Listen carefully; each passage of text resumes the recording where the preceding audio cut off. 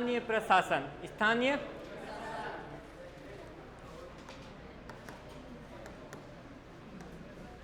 स्थानीय प्रशासन।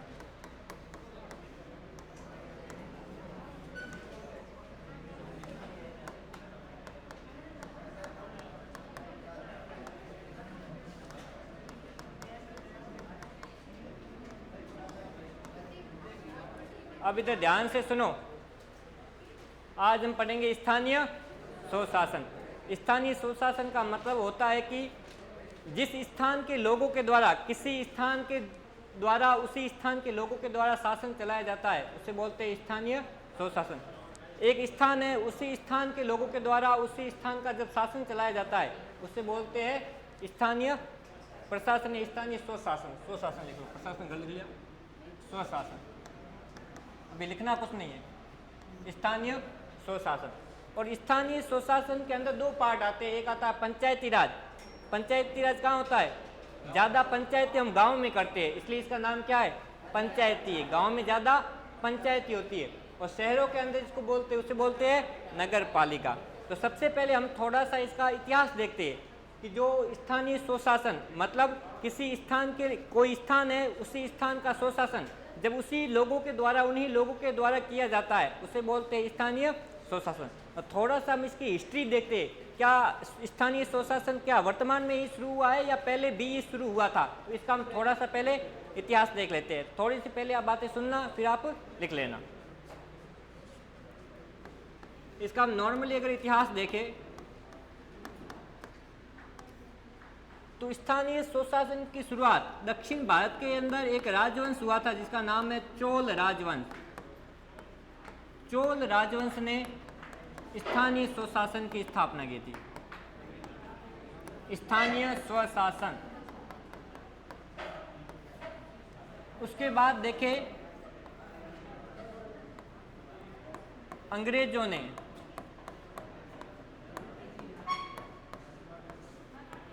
मद्रास व मुंबई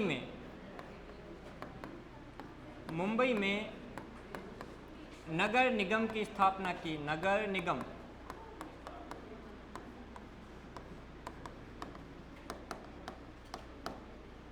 उसके बाद देखें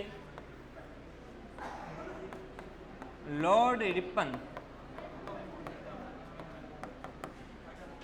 स्थानीय स्वशासन का जनक। स्थानीय स्वशासन का जनक।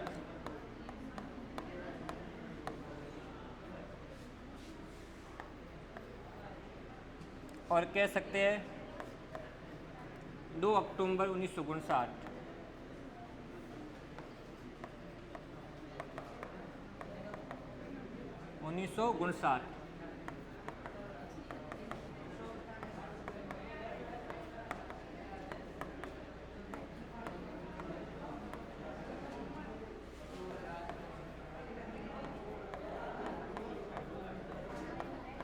व 74वां संविधान संशोधन। संविधान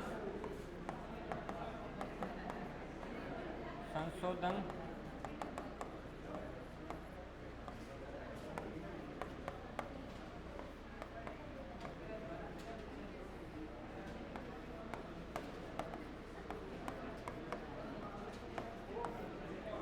अब इधर ध्यान से देखो, अब बोर्ड के ऊपर सबसे पहले हम स्थानीय स्वशासन की बात कर रहे थे।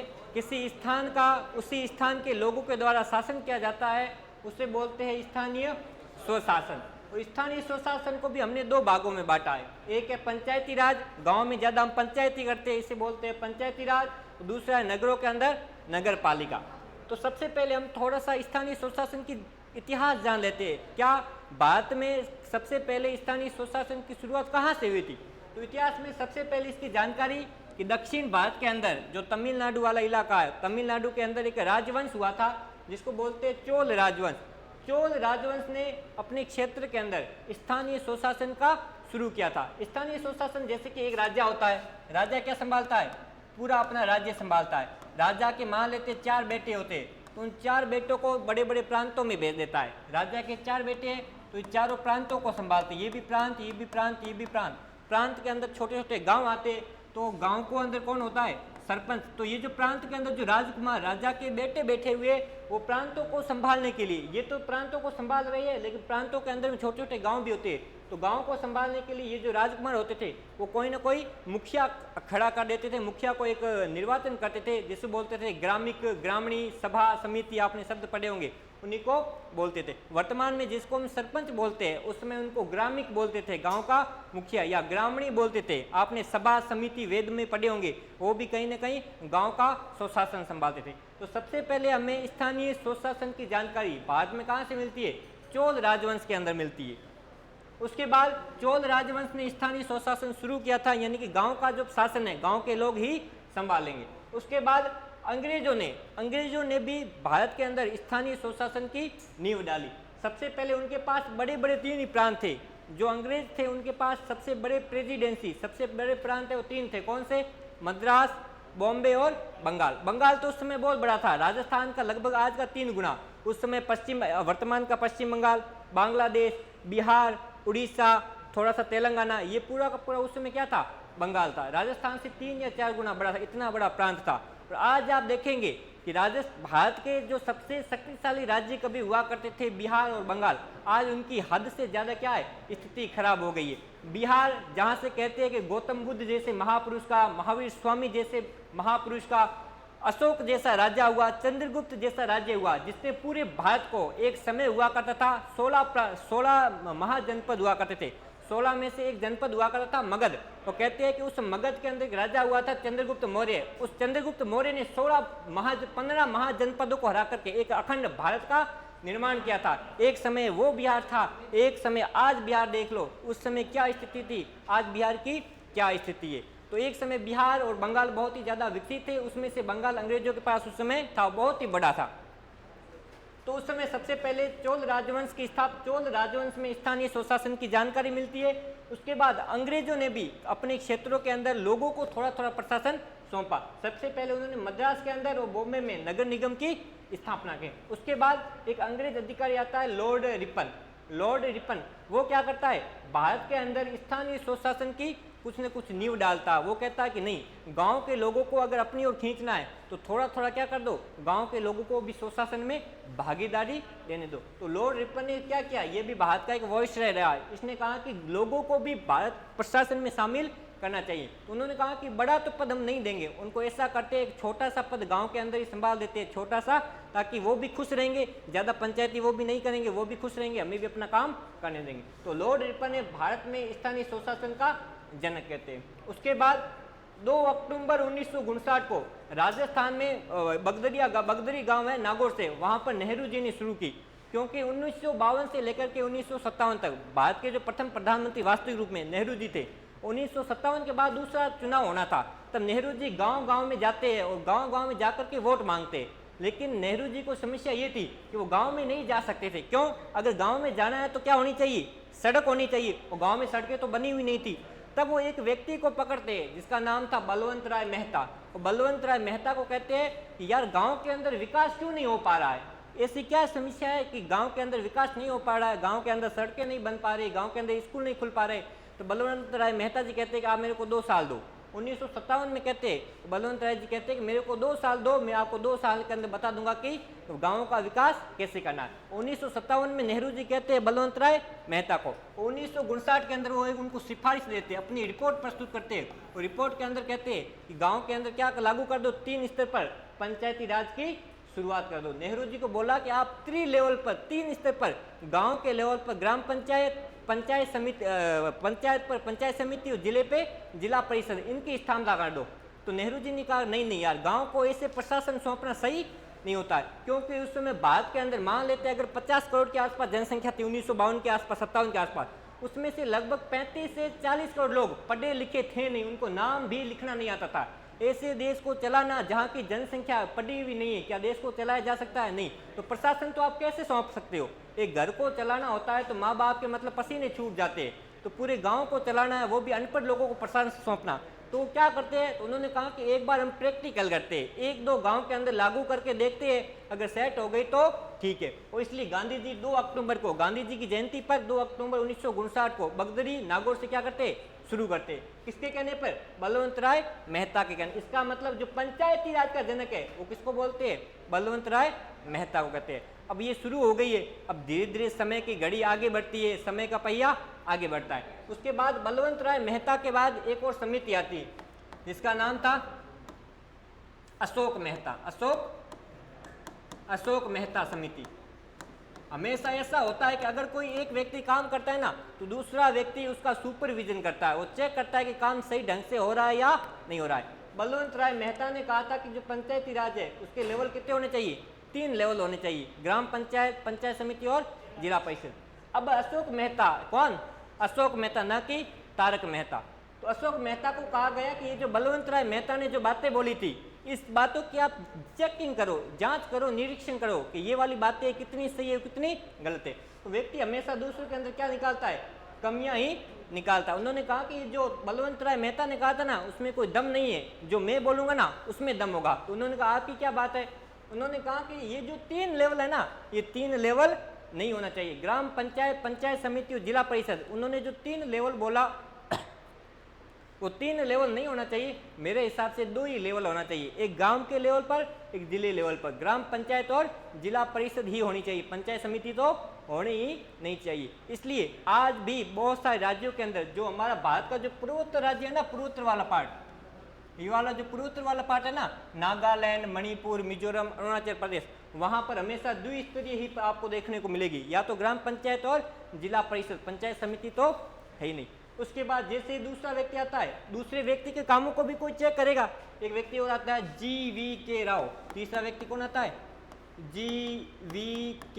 राव, ये आता है। इसको कहते हैं कि आप चेक करो ये जो अशोक मेहता ने जो बातें बोली थी ये बातें सही है या गलत। उसको लगा कि नहीं, अशोक मेहता तो लंबी लंबी फेंक के गया था, ऊंची ऊंची फेंक के गया था, इसको कुछ पता ही नहीं था, सही बातें तो मैं बताऊंगा ना वही होगी। इसने कहा कि मेरे अंदर कितने शब्द है? 1 2 3 4 शब्द है। तो ऐसा करो, पंचायती राज का लेवल कितना होना चाहिए? 4 स्तर का होना चाहिए, गांव के लेवल पर भी होना चाहिए, पंचायत समिति पे भी होना चाहिए, जिले पर भी होना चाहिए और राज्य पर भी होना चाहिए। और पश्चिम बंगाल के अंदर इनकी बात को मानी गई है। ममता बनर्जी वहां पर जो प्रशासन है बंगाल के अंदर वो 4 लेवल पे चलता है, ग्राम पंचायत भी होता है, पंचायत समिति भी है, जिला परिषद भी है और राज्य परिषद भी है। तो 4 लेवल पश्चिम बंगाल के अंदर, ये ध्यान रखना। 2 लेवल भी है, 3 लेवल भी है और 4 लेवल भी है। 2 लेवल पूर्वोत्तर राज्यों में मिल जाएगा, 3 लेवल राजस्थान या MP UP वालों में मिल जाएगा, जो 4 लेवल है वो पश्चिम बंगाल के अंदर आपको मिल जाएगा। उसके बाद एक और समिति आती है, वो बहुत इंपॉर्टेंट है, वो जोधपुर के ही व्यक्ति थे, उनका नाम था ML सिंघवी। ML सिंघवी को बोला कि आप बताइए, अब ये कानून के बहुत अच्छे ज्ञाता थे, ये जो लॉ यूनिवर्सिटी है जोधपुर की वहीं से पढ़े हुए। तो ML सिंघवी को बोला कि आप एग्जाम्पल थोड़े से बताइए कि पंचायती राज के बारे में क्या करें। तो इन्होंने कहा कि जो पंचायती राज है उनको संवैधानिक प्रावधान देना चाहिए, संवैधानिक दर्जा देना चाहिए। ये जो पंचायती राज है ना, पंचायती राज को आप कहाँ लिखवा दो? संविधान के किसी आर्टिकल में लिखवा दो। क्यों? इससे फायदा क्या होगा? अगर कोई बात संविधान के अंदर लिखी हुई है तो सरकार उस बात को जरूर काम उसको करेगी। अगर मान लेते कोई बात संविधान में लिखी हुई है तो सरकार उस काम को नहीं कर रही है तो हम हाई कोर्ट में जा सकते हैं, सुप्रीम कोर्ट में जाकर के इस बात की कह सकते हैं कि सरकार इस काम को नहीं कर रही है। अगर हम ऐसे ही पंचायती करते रहे और संविधान में कहीं जिक्र नहीं है तो सरकार कुछ, हम उसके खिलाफ, सरकार के खिलाफ कोई केस नहीं कर सकते। अगर संविधान में लिखा हुआ है तो हम सरकार के खिलाफ क्या कर सकते हैं? केस करके उस काम को करवा सकते हैं। तो ML सिंघवी ने कहा कि सबसे पहले आप पंचायती राज को क्या करवाओ? संविधान के अंदर दर्जा दिलवाओ। तो ML सिंघवी की सिफारिश पर 73वां व 74वां संविधान संशोधन के तहत पंचायती राज और नगर पालिका को क्या दिया गया था? संवैधानिक दर्जा। तो संवैधानिक दर्जे का फायदा क्या होता है? आप सरकार के खिलाफ केस कर सकते हो, वरना आप केस नहीं कर सकते हो। अगर कोई बात संविधान में लिखी हुई है और सरकार उसके खिलाफ कुछ काम करे या नहीं करे तो संविधान, सरकार के खिलाफ क्या कर सकते हैं? केस कर सकते हैं। और सरकार का वकील कौन होता है? जो हमारे ऊपर वापस केस करेगा उसका नाम क्या होता है? सरकार का वकील कौन होता है? तो वो महाधिवक्ता को भेजेगा, जाओ हमारा क्या लड़ो? केस लड़ो। तो समझ गए? तो कौन कौन सी, सबसे पहले हम पंचायती राज का, स्थानीय स्वशासन का हम क्या पढ़ रहे थे? इतिहास पढ़ रहे थे। स्थानीय स्वशासन की सबसे पहले हमें जानकारी कौन से राजवंश में मिलती है? चोल राजवंश में। अंग्रेजों ने भी स्थानीय स्वशासन की थोड़ी सी जानकारी हमें दी। नगर पालिका की, नगर निगम की स्थापना मद्रास व मुंबई में की। लॉर्ड रिपन को भारत में स्थानीय प्रशासन का जनक कहा जाता है। और 2 अक्टूबर 1959 को राजस्थान में नेहरू जी ने शुरू की, क्योंकि उनको लगा कि यार गांव में विकास कैसे करें, तो गांव में विकास करने के लिए सबसे पहले गांव के लोगों को कुछ शक्तियाँ देना जरूरी है। और उसके बाद 73वां व 74वां संविधान संशोधन ML सिंघवी के कहने पर पंचायती राज को और यानी कि स्थानीय स्वशासन, जिसमें पंचायती राज और नगर पालिका को क्या दे दिया गया, संवैधानिक दर्जा दे दिया गया। ये बातें आप समझ गए, वेरी गुड। लिखोगे, लिख लिए, कोई, वेरी गुड, मेरा भी टाइम बता दिया आपने, पहले समझ लिया करो बातों को, लिखना तो क्या ही है। अब आगे, अब हम पढ़ते वापस शुरुआत में पंचायती राज के बारे में। अब हम पढ़ेंगे पंचायती, तो मेरे को ये बताइए, तो स्थानीय स्वशासन में दो है, एक है पंचायती राज, एक है नगर पालिका। राजस्थान में या भारत में पंचायती राज का जनक किसे कहते हैं, पंचायती राज का सिर्फ किसको कहते हैं, बलवंत राय मेहता को। और स्थानीय स्वशासन का जनक लॉर्ड रिपन को कहा जाता है। तो आज हम पढ़ेंगे पंचायती राज के बारे में। मैं इसमें वैसे 2 पार्ट अलग अलग पढ़ाऊंगा। सबसे पहले इसके बारे में फैक्ट बताऊंगा, ऐसी ऐसी बातें होती है, फिर उसको हम आर्टिकल के माध्यम से पढ़ेंगे। तो पंचायती राज के बारे में मैं ऐसे बना देता हूँ 3, नगर पालिका, ग्राम पंचायत, पंचायत समिति और जिला परिषद, ये 3 पार्ट बना देता हूँ, तो इतने में हो जाएगा।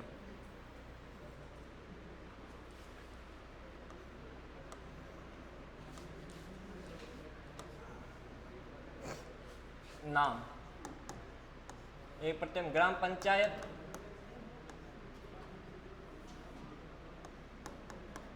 ग्राम पंचायत, ग्राम पंचायत, पंचायत समिति, पंचायत और जिला परिषद, जिला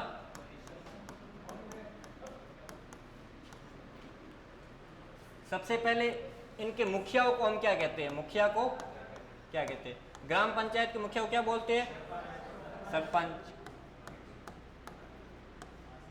पंचायत समिति के मुखिया को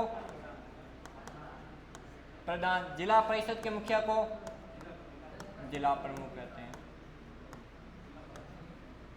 ये तो मुखिया है, इनके सदस्य भी होते हैं, उन सदस्य को हम क्या कहेंगे, इनके सदस्य को वैसे वार्ड कहते हैं, क्या कहते हैं, वार्ड या वार्ड पंच। इनको तो केवल सदस्य ही कहते हैं, वैसे ये भी सदस्य होते हैं, ये भी सदस्य ही होते हैं। अब हम इनके चुनाव की बात करते हैं। हम सबसे पहले चुनाव किसका, दोनों का चुनाव देख लेते हैं। सरपंच का चुनाव कैसे होता है, वार्ड पंच का चुनाव कैसे होता है, दोनों का चुनाव कैसे होता है, प्रत्यक्ष होता है। कैसे होता है, दोनों का चुनाव प्रत्यक्ष। जो प्रधान है, प्रधान का चुनाव अप्रत्यक्ष होता है, सदस्यों का चुनाव प्रत्यक्ष। तो इसका प्रधान का चुनाव होता है अप्रत्यक्ष और सदस्य क्या होता है, प्रत्यक्ष। उसी प्रकार से जिला प्रमुख का चुनाव होता है अप्रत्यक्ष और इसका सदस्यों का होता है प्रत्यक्ष। शपथ, शपथ कौन दिलाता है इनको, इसको तो जो पीठासीन अधिकारी होता है, जो चुनाव करवाने के लिए अधिकारी आता है वही दिलवाता है, पीठासीन अधिकारी। इसको पंचायत समिति को दिलाता है SDM और इसको दिलाता है DM, कलेक्टर। त्याग पत्र, त्याग ये देते हैं BDO। जो सरपंच होता है त्याग पत्र किसको देता है, ब्लॉक डेवलपमेंट ऑफिसर। ये जो होता है प्रधान, ये देता है जिला प्रमुख को, जिला प्रमुख को, और ये देता है संभागीय आयुक्त को, कमिश्नर को, संभागीय। और शपथ हो गई। संख्या लिख लो आप, संख्या मिनिमम वार्ड पर कम से कम 9 होनी चाहिए, 3000 की जनसंख्या पर बनता है। ये 15 होते हैं, 1 लाख की जनसंख्या होनी चाहिए, और यहाँ पर 17 होते हैं, 4 लाख की जनसंख्या। ये बातें आप पहले लिख लो। अब मैं एक एक बात समझाता हूँ, यहीं से क्वेश्चन ज़्यादातर पुटअप होते हैं, ध्यान से देखो, मैं फिर क्वेश्चन पूछूंगा आपको। हम पंचायती राज की बात कर रहे हैं। पंचायती राज में ग्राम पंचायत, पंचायत समिति और जिला परिषद, ये 3 संरचना होती है। आपको सीधा क्वेश्चन आ सकता है, राजस्थान में पंचायती राज की कितनी स्तरीय संरचना है? त्रिस्तरीय संरचना है। अब मुखिया, सबसे पहले मुखिया के बारे में बात करते हैं। ग्राम पंचायत के मुखिया को क्या बोलते हैं? पंचायत समिति के मुखिया को क्या बोलते हैं? और जिला परिषद के मुखिया को क्या बोलते हैं? जिला प्रमुख। ये बात समझ में आ गई? पीछे बातें समझ में आ रही है? आपको आ रही है? आपको? हाँ, कहाँ आ रही? आप तो ऐसे नीचे कुछ तो ऐसे बोलो सर नहीं मेरा थोड़ा ध्यान नहीं, तो कोई बात नहीं, मुझे तो कोई घाटा नहीं है इसमें, तेरा घाटा हो, कहते हैं ना गीत है, तो मेरा तो कुछ नहीं घाटा है। फिर भी मेरा फर्ज बनता है आपको थोड़ा सा चौकन ना कर दूं। मेरी नज़र में सब कुछ है, कौन क्या कर रहा है, लेकिन बिना फालतू के हम क्यों बोले। अब हम इसके सदस्यों की बात करते हैं। इनके सदस्यों को हम क्या कहते हैं? जो ग्राम पंचायत के सदस्य होते हैं उसे हम बोलते हैं वार्ड पंच या पंच। इसके सदस्यों को हम सदस्य ही बोलते हैं, इसके सदस्यों को भी हम सदस्य ही बोलते हैं।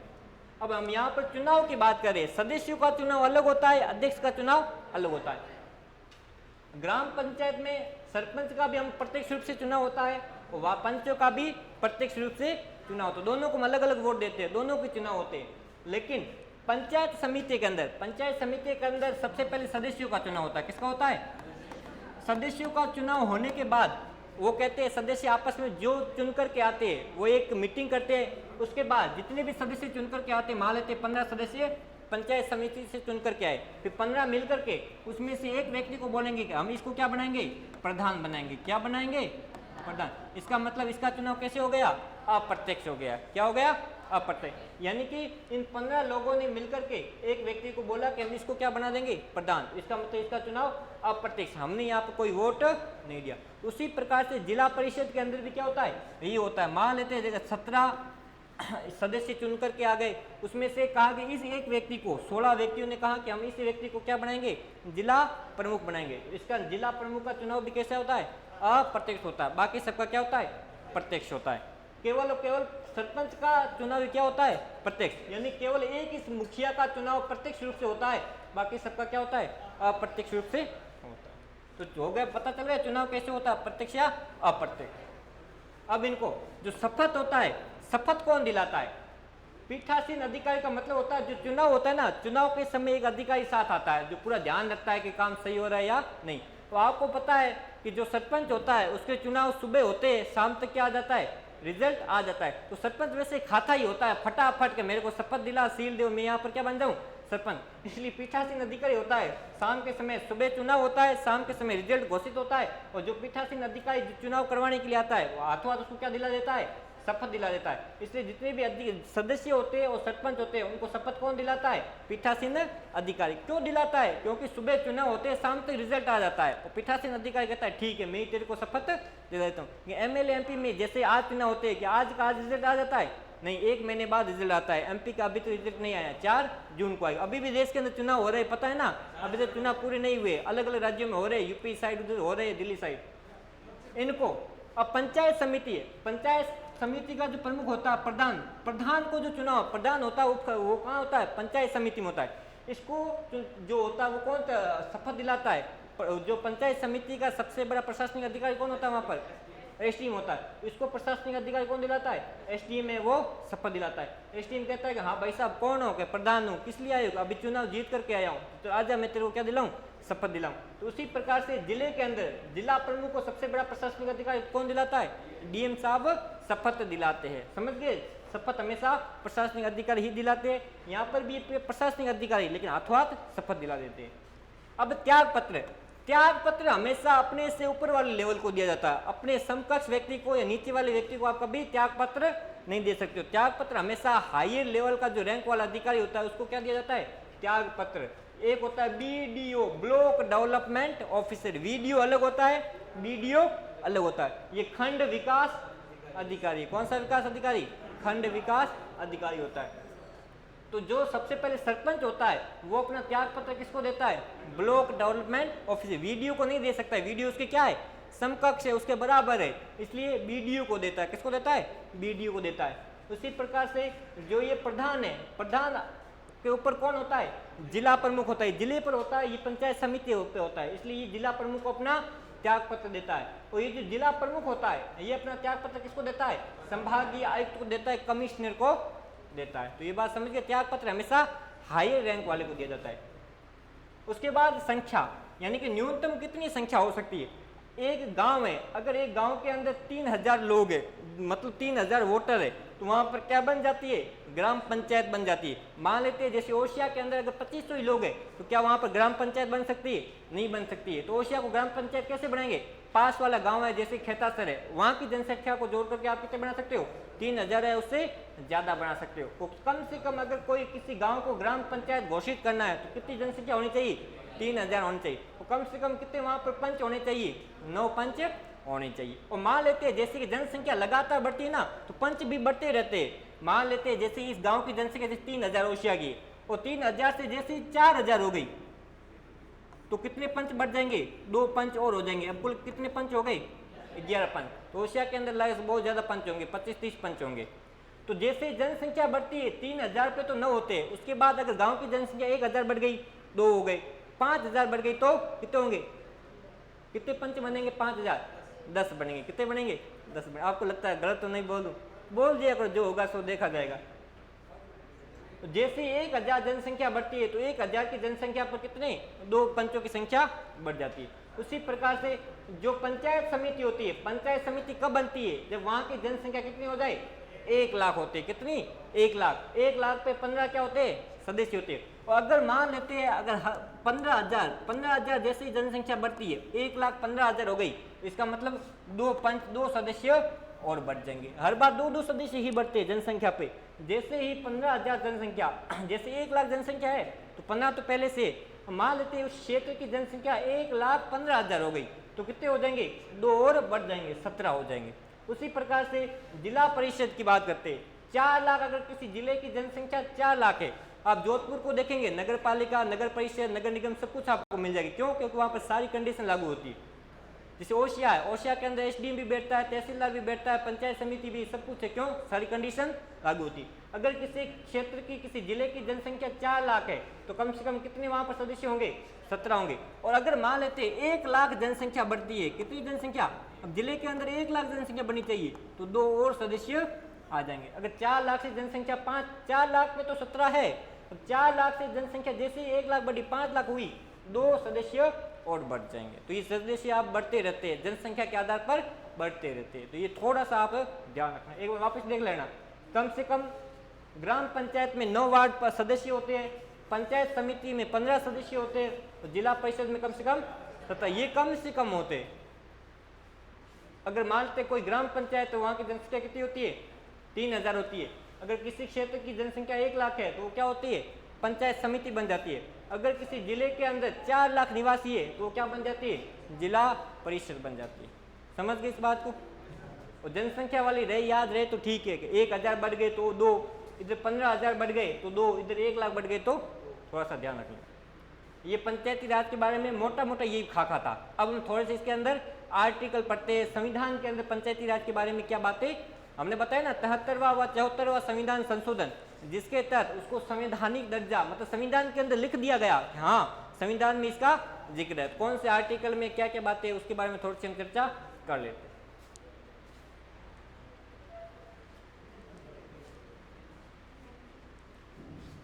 अब हम पढ़ते वापस पंचायती राज के बारे में थोड़े से और फैक्ट पढ़ते हैं।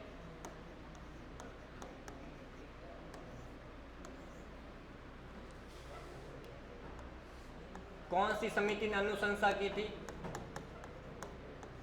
कौन सी समिति ने अनुशंसा की थी संवैधानिक दर्जा देने के लिए? एमएल सिंघवी समिति।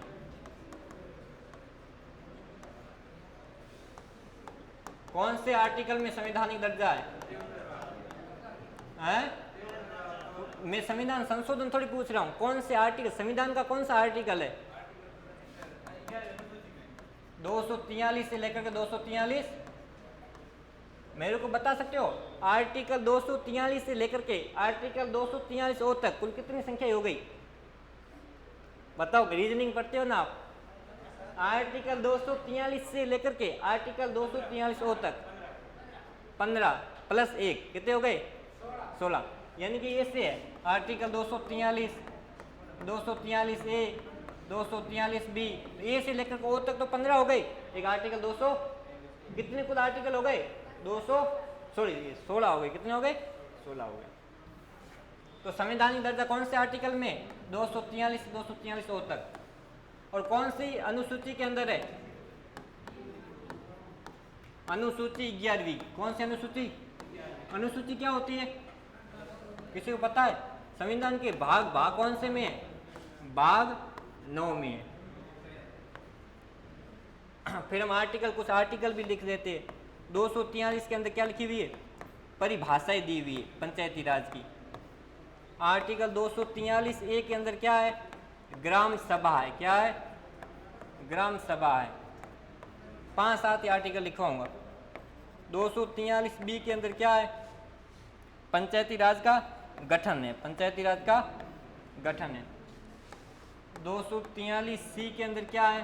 पंचायती राज की संरचना, त्रिस्तरीय संरचना, त्रिस्तरीय। 243 डी के अंदर क्या है? एससी और एसटी को 1/3 क्या है? आरक्षण है। 243 ई के अंदर 243 आई और 243 के ई के अंदर कार्यकाल सामान्यतः 5 वर्ष का होता है। 243 है राज्य वित्त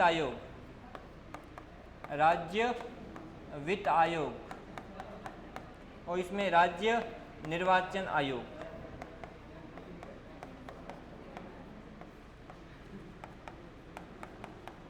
चलो, ये आपका पंचायती राज हो गया पूरा। अब मैं इस बातों को एक बार समझा देता हूँ, उसके बाद पंचायती राज से कोई भी क्वेश्चन आ गया 100% आप कर लोगे।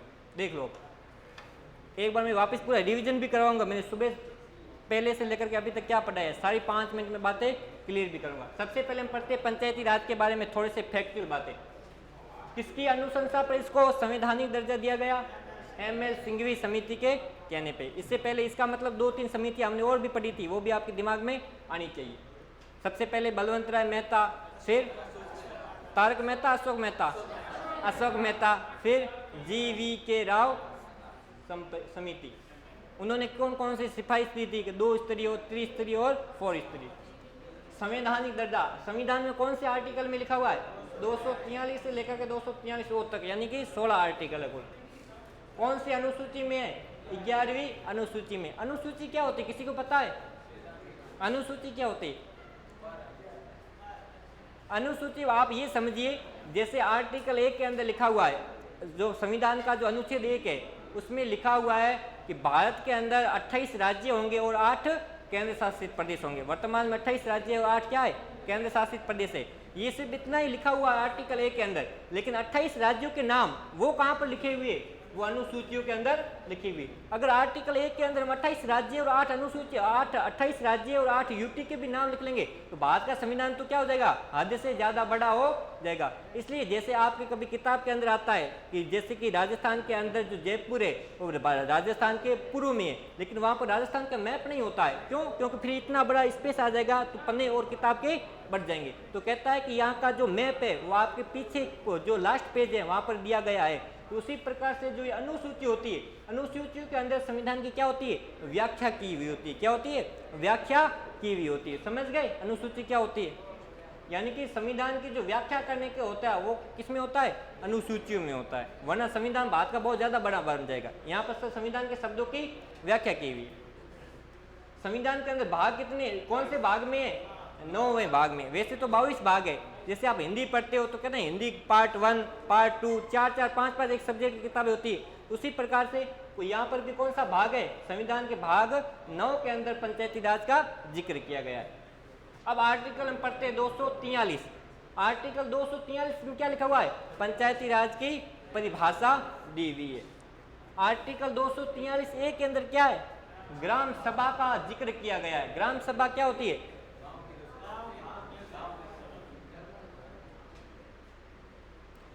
तेरा ध्यान किधर है? तेरा हीरो इधर है, प्लीज इधर देखिए। ग्राम सभा क्या होती है? ग्राम सभा गांव में जहां लोग बैठ जाते हैं वो क्या बनती है? ग्राम सभा बनती है। एक गांव के अंदर जो 18 साल के हैं और उनका नाम मतदाता सूची के अंदर है। अगर किसी एक गांव के अंदर कोई 18 साल का है, उसका नाम मतदाता सूची के अंदर है, तो पूरे उन व्यक्तियों के समूह को क्या बोलते हैं? ग्राम सभा बोलते हैं। गांव की सबसे छोटी इकाई है, जिनका नाम मतदाता सूची में है, उम्र 18 साल है, उसको हम क्या बोलेंगे? ग्राम सभा बोलेंगे। ग्राम पंचायत की सबसे छोटी इकाई है, प्रशासन की सबसे छोटी इकाई। 243B गठन। गठन का मतलब होता है चुनाव। पंचायती राज में जो त्रिस्तरीय पद है, उनका चुनाव कैसे होता है, उनका गठन कैसे होता है। तो आपको पता है किसका प्रत्यक्ष होता है, किसका अप्रत्यक्ष। सिर्फ सरपंच का ही प्रत्यक्ष होता है, बाकी दोनों मुखियाओं का अप्रत्यक्ष होता है। तो ये हो गया आपका गठन। गठन के बाद है 243C संरचना। संरचना का मतलब होता है कितने लेवल होते हैं? 3 लेवल होते हैं। राजस्थान के संदर्भ में इसके 3 लेवल है, ग्राम पंचायत, पंचायत समिति और जिला परिषद। उसके बाद है आर्टिकल 243D, यानी कि इसमें SC और ST को, OBC को आरक्षण नहीं दिया गया है। SC और ST को जनसंख्या के आधार पर कितना आरक्षण दिया गया है? 1/3 दिया गया है। लेकिन MP के अंदर 50% दिया गया है। कितना? 1/2, यानी 50%। और सबसे पहले जो पंचायती राज लागू हुआ था 73वां 74वां संविधान संशोधन के बाद, वो सबसे पहले MP में हुआ था। तो MP में 50% है, ये भी थोड़ा ध्यान रखना, बहुत सारे एग्जामों में क्वेश्चन आया हुआ है। तो राजस्थान में वैसे 1/3 SC और ST को क्या है? आरक्षण है। OBC को नहीं है, लेकिन राज्य सरकार चाहे तो इसके संदर्भ में कानून बना सकती है। 243E का वैसे ई कितने नंबर पे आता है? ई 5वें नंबर पे। तो इनका कार्यकाल कितना होता है? 5 वर्ष का होता है। वैसे सामान्यतः इनका कार्यकाल 5 वर्ष का होता है, लेकिन एक बात ध्यान सुना, वैसे सरकार ने गांव के अंदर सबसे ज्यादा लोग होते हैं, गांव के अंदर हमेशा लड़ाई झगड़े होते रहते हैं, पंचायत या लोगों की होती रहती है। तो गांव वाला कोई भी नहीं चाहता कि ये व्यक्ति सरपंच बने, तो वो क्या करते हैं? सरपंच को हमेशा हटाना चाहते हैं। और सरकार को भी लगता है यार हमेशा सरपंच को हटाएंगे तो वापस हमें चुनाव करवाना पड़ेगा, वापस बनाना पड़ेगा। और गांव के अंदर लड़ाई झगड़े तो होते रहते हैं, 2 गुट तो हमेशा बनते हैं। तो सरपंच के लिए उनको एक सुरक्षा स्थापित की कि 2 साल से पहले आप सरपंच के खिलाफ क्या नहीं ला सकते हो? अविश्वास प्रस्ताव। यानी कि कम से कम 2 साल जब तक नहीं हो जाए ना, तब तक आप सरपंच के खिलाफ अविश्वास प्रस्ताव को ला ही नहीं सकते हो। और फिर 2 साल के बाद अगर आप लाओगे तो कितना होना चाहिए? आपके पास 75% से अगर इस अविश्वास प्रस्ताव को पारित करवाना। मान लेते अगर 12 मान लेते कुछ 12 सदस्य, तो 12 में से अगर 8 व्यक्तियों ने हामी भर दी, कितना होता? 12, 3/4, 9, सॉरी। अगर मान लेते किसी ग्राम पंचायत के अंदर अगर मान लेते 12 सदस्य है, उसमें से अगर 9 सदस्यों ने अगर हामी भर दी, तो इस सरपंच को हटाया जा सकता है। मान लेते 1 या 2 व्यक्ति तो नाराज होते हैं, लेकिन 9 व्यक्तियों को नाराज नहीं होने देता है। कुछ उसको पैसे फेंकता है, कहता है तुम मेरी तरफ आ जा।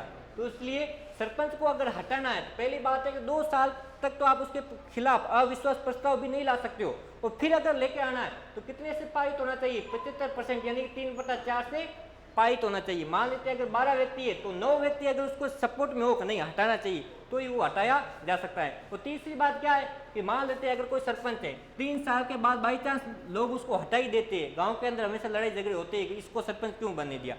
अगर मान लेते 3 साल के बाद या 3.5 साल के बाद सरपंच को हटा देते, इसका मतलब मान लेते 3 साल व्यक्ति ने काम किया, उसके बाद जो शेष समय बचता है उसी शेष समय के लिए वो सरपंच बन सकता है। अगर 3 साल के बाद अगर कोई दूसरा सरपंच बनता है तो उसके पास पूरे 5 साल नहीं होते, केवल और केवल कितने?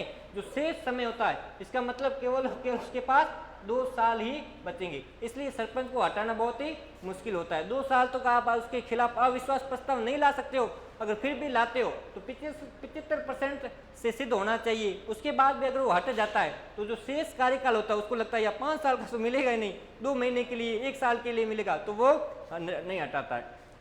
और मान लेते अगर लास्ट में चुनाव से 6 माह पहले अगर सरपंच के चुनाव से पहले मौत हो जाती, 6 माह से पहले, मान लेते कि 6 महीने ही बचे चुनाव को, तो मान लेते उसने 4.5 साल क्या कर दिया है? सरपंच के रूप में काम किया है। अब केवल 6 महीने बचे, कोई सरपंच है नहीं, तो नया चुनाव नहीं होगा। क्या होगा? जो उप सरपंच है उसी को क्या बना देंगे? सरपंच बना देंगे। और फिर क्या करेंगे? एकदम नया चुनाव करवाएंगे। फिर व्यक्ति को लगता है या केवल मैं 6 महीने सरपंच रहूंगा, तो वो बनता ही नहीं है। तो उप सरपंच है वो सरपंच के रूप में काम करता है। तो ये बातें आपकी पूरी किसके बारे में थी? पंचायती राज के बारे में। तो हमने पंचायती राज के बारे में मैं थोड़ा सा वापस रिवीजन करवा देता हूँ। पंचायती राज, सबसे पहले हमने पढ़ा स्थानीय स्वशासन। स्थानीय स्वशासन का मतलब होता है उसी स्थान के लोगों के द्वारा उस स्थान का स्वशासन करना, उसे बोलते हैं स्थानीय स्वशासन। सबसे पहले हमने इसका इतिहास देखा, इसकी सबसे पहले जानकारी चोल राजवंश के अंदर मिलती है। उसके बाद हमने देखा कि अंग्रेजों ने जो मद्रास है, बॉम्बे है, वहाँ पर नगर निगमों की स्थापना की। उसके बाद लॉर्ड रिपन को भारत में स्थानीय स्वशासन का जनक कहा जाता है। 2 अक्टूबर 1959 को पंडित जवाहरलाल नेहरू ने बगदरी नागौर से बलवंत राय मेहता समिति की सिफारिश पे पंचायती राज की स्थापना की नींव रखी। उसके बाद 5-10 साल बाद दूसरी समिति आती है, अशोक मेहता समिति। वो कहता है कि नहीं, ये जो बलवंत राय मेहता ने जो त्रिस्तरीय की, वो त्रिस्तरीय को हटा करके द्विस्तरीय की घोषणा करते हैं। पूर्वोत्तर राज्य के अंदर आपको द्विस्तरीय ही मिलेंगे। उसके बाद GV.K. राव समिति आती है, वो कहता है नहीं, दोनों ही गलत थे, बात जो मैं कहूँगा वही सही है। वो कहता है मेरे में कितने शब्द है, GV.K. राव 4 है, तो कितना राज्य के अंदर कितना प्रशासन होना चाहिए, पंचायती राज के 4 लेवल होने चाहिए, गाँव के लेवल पर, पंचायत के लेवल पर, जिले लेवल पर और राज्य के लेवल पर। और उसके बाद आते हैं जोधपुर के एक व्यक्ति है जो बड़ी जैन थे, ML सिंघवी, वो कानून के व्याख्याता थे, वो लॉ यूनिवर्सिटी जोधपुर से पढ़े हुए। उन्होंने कहा कि पंचायती राज को संविधान के अंदर क्या दिला दो, संवैधानिक दर्जा दिला दो। इसका फायदा ये होगा कि सरकार है उसके खिलाफ अगर इसके संबंध में काम नहीं करती है तो सरकार के खिलाफ क्या कर सकते हैं, केस कर सकते हैं। तो ML सिंघवी के कहने पे फिर 73वां और 74वां संविधान संशोधन होता है 1992 में, और पंचायती राज 24 अप्रैल 1993 को लागू होता है। 24 अप्रैल को हम पंचायती राज दिवस मनाते हैं। उसके बाद हमने पंचायती राज के बारे में पढ़ा, उसके अध्यक्ष क्या कहते हैं, सरपंच कहते हैं, प्रधान कहते हैं और जिला परिषद कहते हैं। कितनी जनसंख्या होनी चाहिए, 3000, 1 लाख और 4000। उसके बाद हमने देखा शपथ कौन दिलाता है, पीठासीन अधिकारी दिलाता है, SDM दिलाता है और DM। त्याग पत्र हायर रैंक को देते हैं। किसको त्याग पत्र देते हैं, जो सरपंच होता है वो BDO को देता है, और जो प्रधान होता है वो जिला प्रमुख को देता है, और जो जिला प्रमुख होता है वो कमिश्नर को देता है। इसके बाद हमने पंचायती राज के बारे में छोटी छोटी बातें पढ़ी। उसके बाद हमने संविधान के बारे में पढ़ा कि कौन से आर्टिकल में 243 से लेकर के 243 16 आर्टिकल है। अनुसूची 11वीं में भाग 9 के अंदर है। 243 में परिभाषा है। 243A में ग्राम सभा, यानी कि गांव के अंदर जितने भी लोग 18 साल के हैं उनका नाम किसमें, वोटिंग लिस्ट में जो होता है मतदाता सूची में, इसका मतलब वो किसमें आता है, ग्राम सभा में आता है। 243B के अंदर क्या है, गठन है। गठन का मतलब उनका चुनाव कैसे होता है, प्रत्यक्ष या अप्रत्यक्ष होता है। उसके बाद 243C संरचना देखी, 3 लेवल होते हैं, ग्राम पंचायत, पंचायत समिति और जिला परिषद। 243D, डी का मतलब होता है डिवीजन। किसका डिवीजन, आरक्षण का डिवीजन करना। तो SC और ST को जनसंख्या के आधार पर 1/3 क्या दिया गया है, आरक्षण दिया गया है। OBC को नहीं दिया गया है, राज्य सरकार चाहे तो OBC को दे सकती है। फिर 243E कितने नंबर पे आता है, 5वें नंबर पे। कार्यकाल कितना होता है, 5 साल का होता है। 2 साल से पहले क्या नहीं ला सकते हो, अविश्वास प्रस्ताव ला नहीं सकते हो। फिर भी हटाना है तो जो शेष कार्यकाल होता है उसी के आधार पर होगा। तो 75% 3/4 क्या चाहिए, बहुमत चाहिए।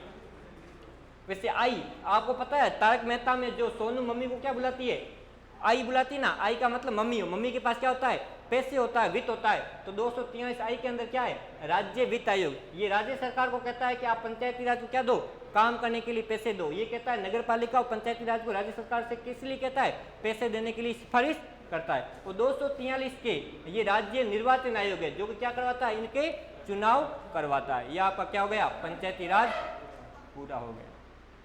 अब किसी को कोई डाउट है, किसी को थोड़ा सा, सर ये बात थोड़ी सी समझ में नहीं आई। सारी आज कुछ नहीं, टाइमिंग क्या, मुझे तो लेट हुआ। चलो थोड़े से मैं 1-2 क्वेश्चन पूछ लेता हूँ। हाँ थोड़ा 5 मिनट रुको, अब 1-2 क्वेश्चन पूछ लूँ। चलो बुक वाले ही पूछ लेता हूँ ताकि आपको सोल्व करने में इजी हो सकता है कोई अलग क्वेश्चन हो।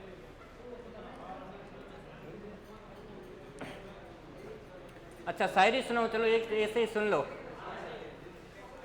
कि जो चप्पल देखो कितने मतलब सतर्क हो गए कि यार सर अब क्या बोलेंगे इतनी खास, कि जो जूते चुराती है उसे साली कहते हैं। जो वाह करो वाह, जो जूते चुराती है उसे साली कहते हैं। जो जूते चुराती है उसे साली कहते हैं। जो उसी जूतों से मारती है उसे घरवाली कहते हैं।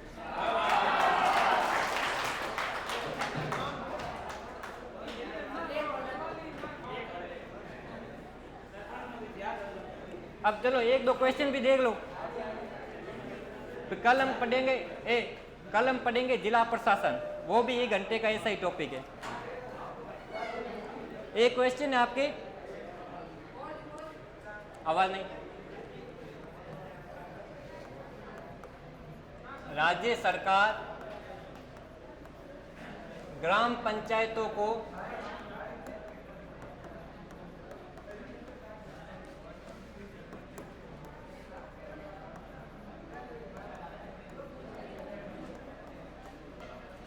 किसकी सिफारिश पर देती है? किसकी सिफारिश पर?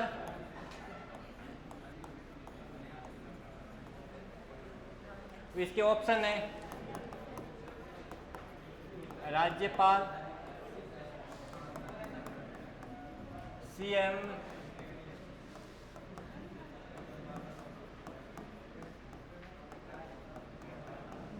राज्य वित्त आयोग या हाई कोर्ट। अभी बोलो मत, मन में रखो। मन ही मन को मानता, मन ही मन का मीत, मन के हारे हार है, मन के जीते जीत। वाह क्या दम है। चलो पहले जो मानता है पहला सही है। क्वेश्चन को पहले ध्यान से समझो। राज्य सरकार ग्राम पंचायतों को अनुदान देती है। अनुदान का मतलब कुछ पैसे फ्री के देती है। अनुदान का मतलब होता है ऐसे पैसे जो हमें वापस नहीं करने होते, उसे बोलते हैं अनुदान। ये आवाज ध्यान से सुनो। अनुदान का मतलब होता है ऐसे पैसे जो हमें वापस नहीं देने। एक पिता अपने बेटे को पैसे देता है, वो क्या होता है? अनुदान। बेटा कोई पापा को पैसे वापस नहीं देता है। तो जो राज्य सरकार ग्राम पंचायतों को पैसे देती है, अनुदान देती है, मतलब फ्री पैसे देती है जो वापस नहीं लेती है, वो किसकी सिफारिश पर देती है? कौन सिफारिश करता है तभी वो ग्राम पंचायतों को पैसा देती है? राज्यपाल वाले हाथ खड़े करो, सीएम वाले, हाईकोर्ट वाले। क्या बात है, तू हाईकोर्ट है? और राज्य वित्त आयोग।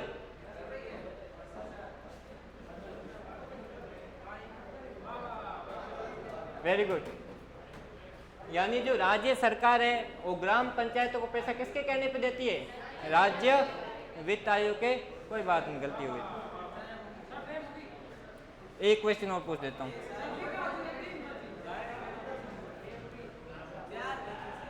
एक लास्ट, आवाज नहीं, कोई नहीं रही हुई। ग्राम पंचायत का, चलो ऐसे ही पूछ लेता हूं, आप मैं लिखूंगा नहीं। अब देखो, ग्राम पंचायत का सरपंच बनने हेतु न्यूनतम आयु कितनी होनी चाहिए? सरपंच के लिए कितनी चाहिए?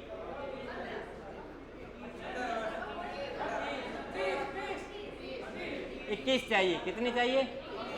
21 चाहिए। ध्यान रखो, राजस्थान के अंदर नगर पालिका और ग्राम पंचायती राज दोनों के लिए 21 साल उम्र है। कितनी है? 21 साल। हो सकती है दूसरे स्टेट में अलग अलग हो, लेकिन राजस्थान में कितनी है? 21 वर्ष है। उप सरपंच का निर्वाचन कैसे होता है? प्रत्यक्ष होता है या अप्रत्यक्ष? कौन चुनता है उनको, उप सरपंच को?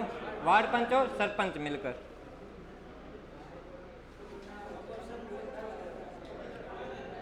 राज्य वित्त आयोग, राज्य वित्त आयोग अपनी रिपोर्ट किसको देता है?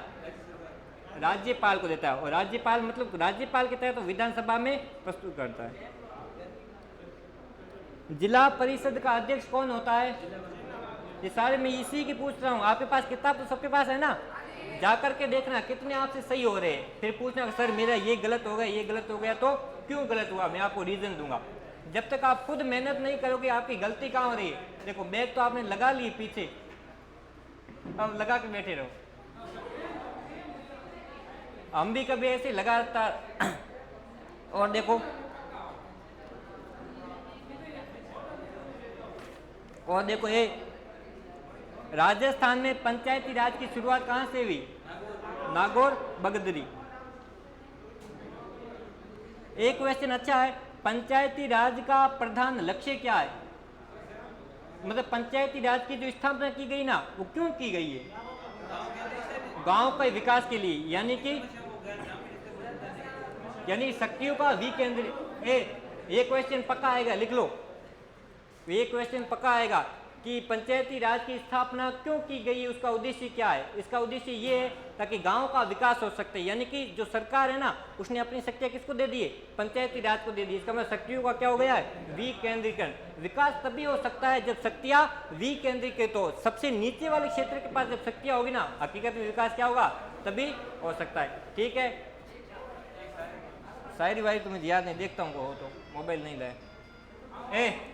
नींबूड़ा बंद कर। ठीक है, एक लास्ट क्वेश्चन फिर रवानगी। एक ग्राम पंचायत में न्यूनतम कितने सदस्य हो सकते हैं, 9 हो सकते हैं। कितने, 9। पंचायत समिति में 15 और जिला परिषद में। ठीक है, आपका दिन शुभ हो। धन्यवाद। जय हिंद, जय भारत। बंद कर ले, बंद।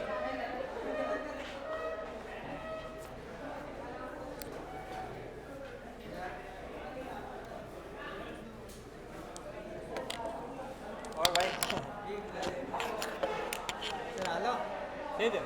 छात्रावास आलो प्रजापति ताजाराम है क्या इधर? हाँ ताजाराम मैं कहाँ है? कॉलेज गया है। कल बोला, मैंने कहा 2-3 को बोल रहा था, मैंने कहा 2-3 है स्टूडेंट हो। हाँ। देखता हूँ थोड़ी देर बाद में, समझाओ। कल में आए